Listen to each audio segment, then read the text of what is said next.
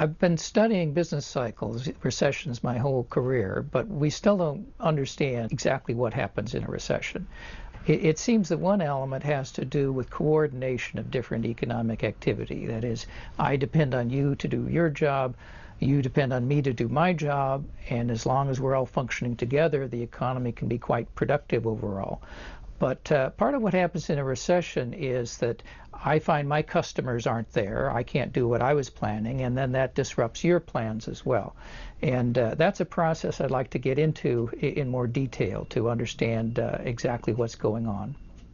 Jim Hamilton's research has had a tremendous impact on the world, and in several different areas.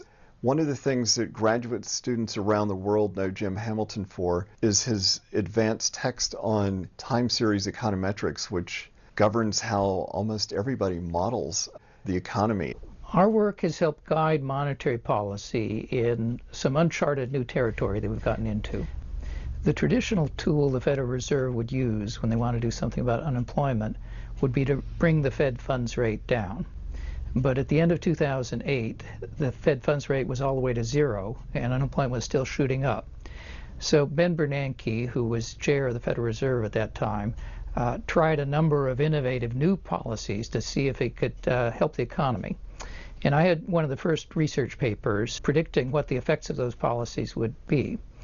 Well, in some research with Cynthia Wu, who was a graduate student here at UCSD at the time and is now a professor at University of Chicago, we suggested that the core mechanism would involve a change in the maturity composition of publicly held Treasury debt.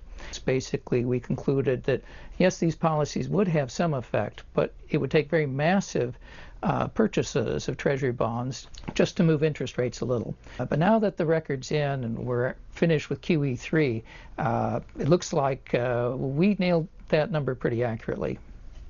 The other area where Jim Hamilton's research has really played a key role is understanding the relationships between oil price shocks, that's when the oil prices go way up, and how the economy works. And what he's shown is that most of the recessions in the United States have been triggered by these oil price shocks.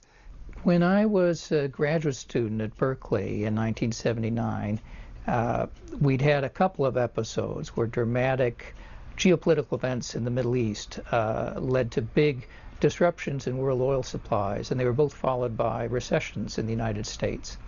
And as I looked into that, I was surprised to find that wasn't the first time something like this had happened. Government monetary authorities didn't quite realize how these price shocks worked. And as a result of Jim Hamilton's work, governments everywhere have taken a better set of steps to try to avoid these recessions associated with these price shocks. We'd had 7 recessions in the U.S. since World War II, and in 6 of them there'd been a big spike up in the price of oil before the downturn. And so I ended up looking into that in my dissertation, and world events keep dragging me back to it.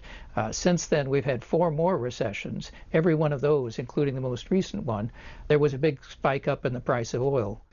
Working with Jim is just always a pleasure because he knows his stuff, and it's just an amazing person to work with in that regard.